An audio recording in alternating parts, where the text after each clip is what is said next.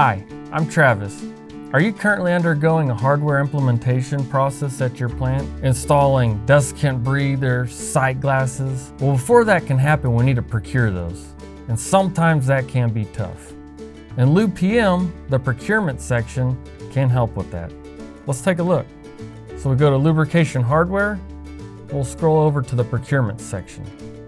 In this section will be all the different hardware that was recommended for the machines at your plant. So breathers, oil level indicators, quick connects.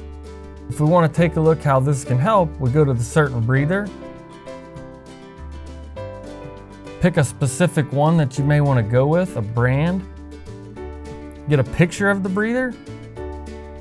We can also go over to the ReliWorks website with a quick link, see how much it costs, and get more specs on the breather itself. Visit LubePM.com to schedule a demo and see all the other great ways it can help your program.